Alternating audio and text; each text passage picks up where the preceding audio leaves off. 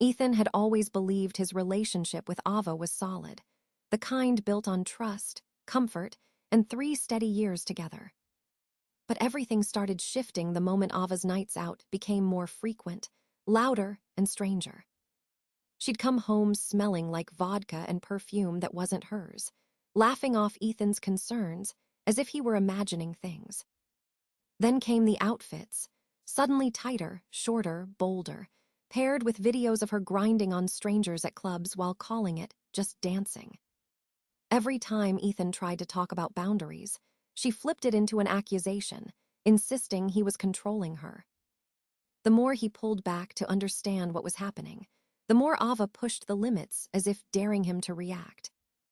And that was the moment Ethan realized the relationship he thought he knew had already begun to crack long before he noticed. Ethan sat alone in the living room one night, staring at the empty spot on the couch where Ava used to curl up beside him. She had gone out again, dressed like she was single, promising it was just another girls' night.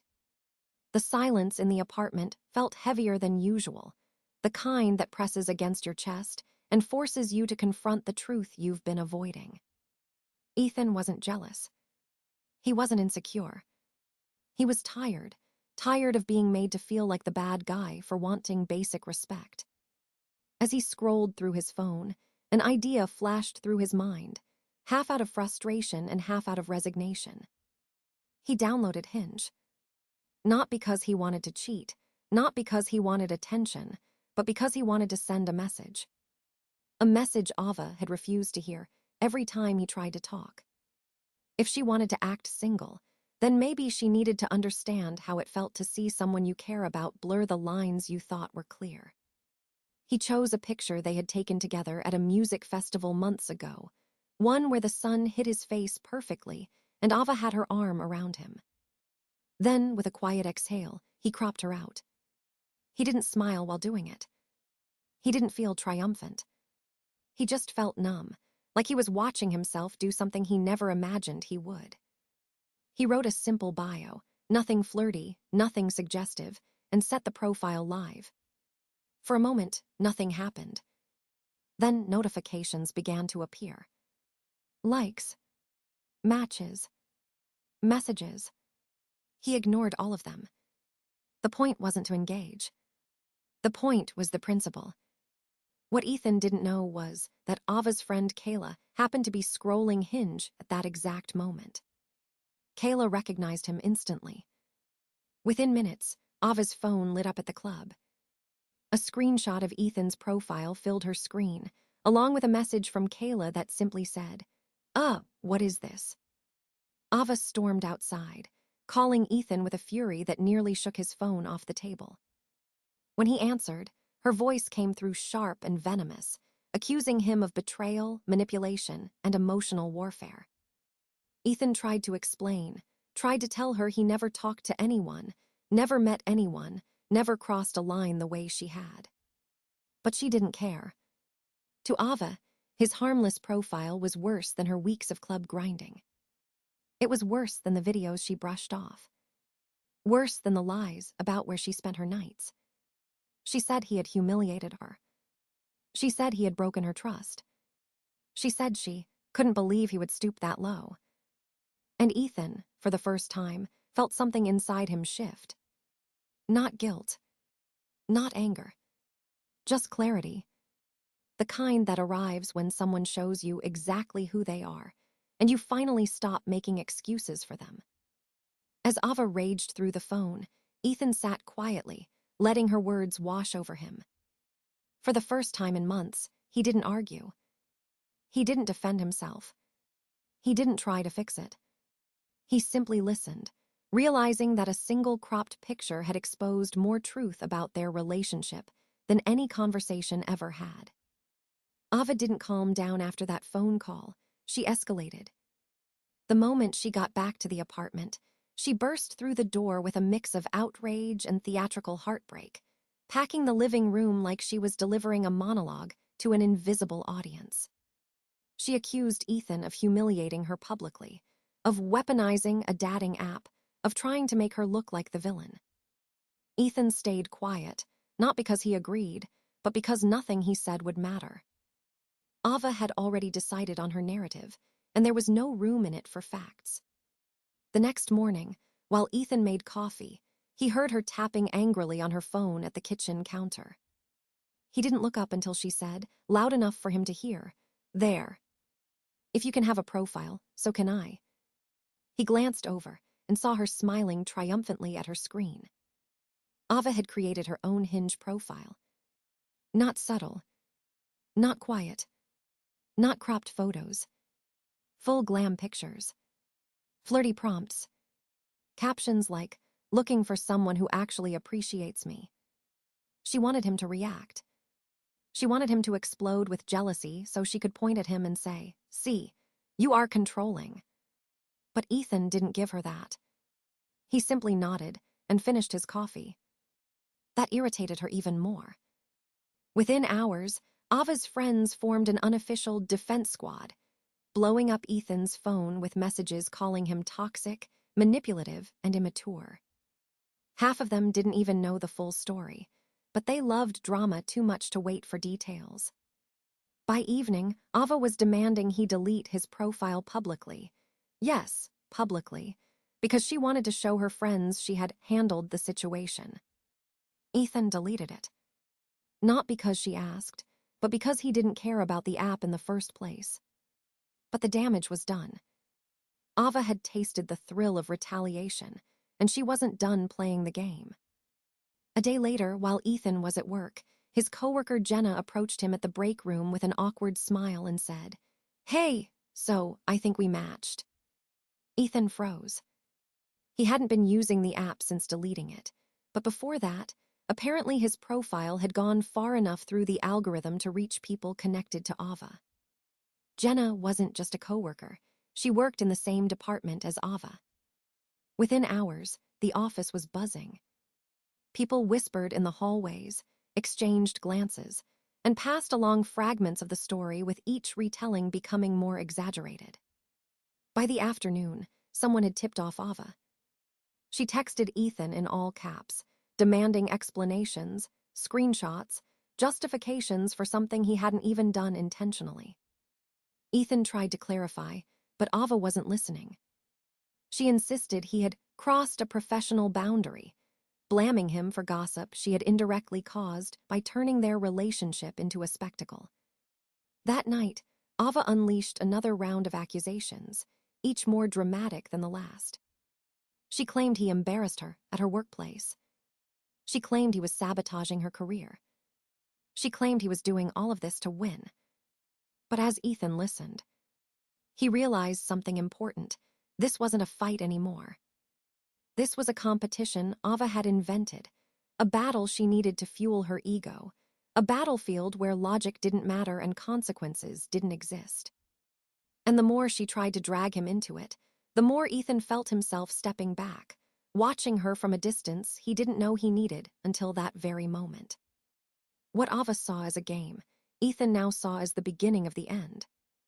It happened on a quiet Wednesday afternoon, the kind where nothing feels urgent until suddenly everything does. Ethan was at his desk, trying to focus on work, when his phone buzzed with a message request from an unknown number. He almost ignored it, but the preview caught his eye. "You need to see this." "I figured you'd want to know." Attached was a video. He tapped it, and the moment it began to play, his stomach dropped, not from heartbreak, but from the kind of cold, settling clarity that comes when denial finally runs out of places to hide. There was Ava, at a club, shirt lifted, body arched back, letting some guy take a body shot off her like it was the most natural thing in the world. She was laughing. She was comfortable. She was absolutely aware of the camera. And she wasn't drunk enough to pretend otherwise. Ethan watched the video once. Just once. Then he locked his phone and leaned back in his chair, staring at the ceiling, feeling a weight lift off his shoulders instead of crushing him. He realized he wasn't devastated. He wasn't angry. He wasn't even surprised. He was relieved. Relieved that the universe had stopped whispering and finally slapped the truth in front of him in high definition. Ava had crossed a line so clearly that even she couldn't twist, minimize, or narrate her way out of it. When his shift ended, Ethan didn't go home right away. He texted Mia, the one person who had consistently checked on him without judgment, and asked if she wanted to grab coffee. She replied almost instantly, "Of course. You okay?" He wasn't, but he would be. Later that evening, they sat across from each other in a small cafe that smelled like cinnamon and warm pastries.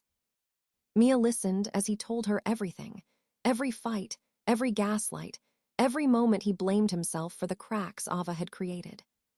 When he showed her the video, she didn't gasp. She didn't act shocked. She just nodded, as if confirming something she already suspected. "You deserve better than that," she said gently. It wasn't flirtatious. It wasn't suggestive. It was simply the truth. On the walk home, Ethan rehearsed the conversation he knew he needed to have with Ava. For once, he didn't feel anxious about it. He didn't dread the confrontation or the explosion that would come after. He felt grounded, certain. When he entered the apartment, Ava was on the couch scrolling through her phone, acting as if the universe wasn't seconds away from hitting her with consequences she thought she was immune to. She barely looked up. "Where were you?" she asked sharply, as if she still had the right to demand answers. Ethan didn't raise his voice. He didn't accuse her. He simply told her it was over. He told her he had seen the video.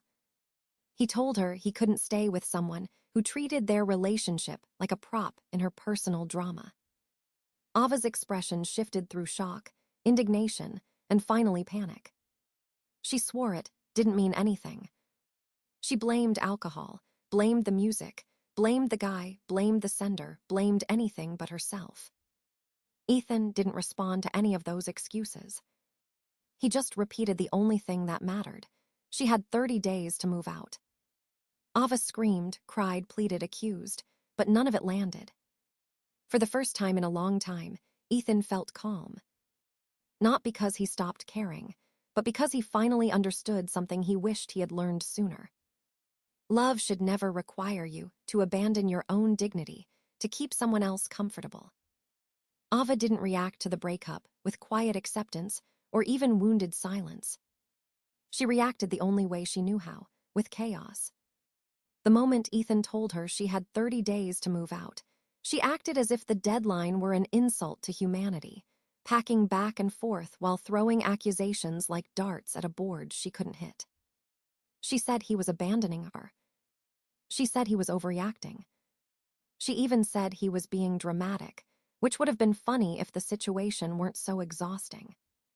For the first 2 days, she refused to pack anything. She wandered around the apartment loudly, slamming cabinets, fake crying on FaceTime to anyone who would listen, and telling them exaggerated stories about how Ethan had blindsided her. But when her friends realized Ethan wasn't budging, they decided to intervene. One night, Ava brought 5 of them over without warning. They walked in like a rescue team, staging an emotional intervention, even though none of them had the full story. They took her side automatically. They accused Ethan of throwing her out. They ignored every boundary he tried to set. By midnight, they were drinking in the living room and blasting music like it was a celebration instead of a breakup. Ethan retreated to his bedroom, closing the door, trying to remind himself that this nightmare had an expiration date. The real breaking point came a week later. Ava decided to host what she called a farewell gathering, as if the apartment were throwing her a goodbye party. What actually happened was closer to vandalism than nostalgia. People spilled drinks on the carpet, broke a lamp, left stains on the couch, and one person even carved their initials into the wooden coffee table like it was a national park. When Ethan got home and saw the mess, Ava acted surprised he was upset. She claimed it was just a small get-together. Ethan took photos of everything. The next morning, he sent Ava an itemized invoice for the cleaning and damage repairs, attaching the apartment complex's official fees. She shrieked that it wasn't her fault, cried that she was being bullied, then spent an hour calling her mom to complain. But the charges were real. And for once, there was nothing she could twist. A few days later, Ethan realized Ava had no intention of moving out. Her clothes were still in the closet. Her makeup was still scattered across the bathroom counter. Her shoes still lined the hallway like she lived there. Every time he asked when she planned to start packing, she dodged the question or pretended to be emotionally fragile. The deadline was getting closer, and Ava seemed determined to pretend it didn't exist. Finally, the day before her 30 days were up, Ethan came home to find her asleep on the couch, surrounded by snacks, blankets, and absolutely zero packed boxes. He didn't yell. He didn't argue. He simply began gathering her belongings, folding clothes, boxing shoes, collecting makeup, while she slept through the sound of her own consequences. When she woke up and saw her things neatly packed and placed outside the apartment door, she erupted into another meltdown, accusing him of violating her space. Ethan didn't respond. He held the door open. He told her time was up. Ava grabbed her bags dramatically, as if acting in a scene only she could see, and stormed out into the hallway. But even as he locked the door behind her, Ethan knew this wasn't the end. People like Ava didn't exit quietly. They lingered like storms on the edge of the horizon, waiting for another chance to strike. Fallout didn't begin with shouting or messages from Ava. It began with silence, an eerie, fragile quiet that lasted just long enough to make Ethan hope things were finally over. But Ava's chaos had a way of spreading even when she wasn't physically present. The first ripple hit her friend group. It started with small arguments, then group chats blowing up, then people blocking each other. Some believed Ava's dramatic retelling of the breakup, insisting Ethan was cruel and unforgiving. Others privately reached out to Ethan, asking what really happened because Ava's version didn't make sense. When a few of them saw the video, the same body shot clip that had pushed Ethan to end it all, their loyalty cracked instantly. Suddenly, Ava wasn't the victim she claimed to be. She was the one who crossed the line first. Rumors spread among her own friends, and soon they were fighting with each other about who was right, who was lying, who was exaggerating, and who had enabled her behavior for too long. Ava didn't disappear after moving out. She simply shifted her chaos into new locations, dragging it with her like luggage she refused to let go of. At first, she stayed with Lauren, claiming she needed emotional support and a safe place to rebuild. But within days, Lauren realized Ava wasn't rebuilding anything. She was spiraling. Ava spent her time ranting about Ethan, refreshing his social media pages, and creating new narratives about why the breakup wasn't her fault. She jumped between crying hysterically and bragging about how many guys were matching with her on dating apps. Her moods bounced like a ping-pong ball, exhausting everyone around her. Eventually, Lauren asked her, gently but firmly, to find somewhere else to stay. Ava took it as betrayal. She left in dramatic fashion, slamming the door and announcing she deserved better friends. In the weeks that followed, Ethan found himself rediscovering the quiet parts of his life he had long ignored. He woke up earlier, cooked breakfast for himself, and let the silence of the mornings settle gently rather than feel suffocating. He deleted the photos that still hurt to look at, and kept only the ones that reminded him of who he used to be before everything went wrong. Ava tried contacting him a few times, each message softer than the last, but he didn't respond because he finally understood that healing required distance. He met friends again, reconnected with his brother, and even started running in the evenings just to feel the air clear his mind. Every small routine felt like claiming another piece of himself back. And one night, as he watched the city lights flicker from his apartment window, he realized he wasn't angry anymore. He wasn't waiting for answers, apologies, or closure. He had simply outgrown the version of himself that clung to what hurt him. And that was enough to begin again,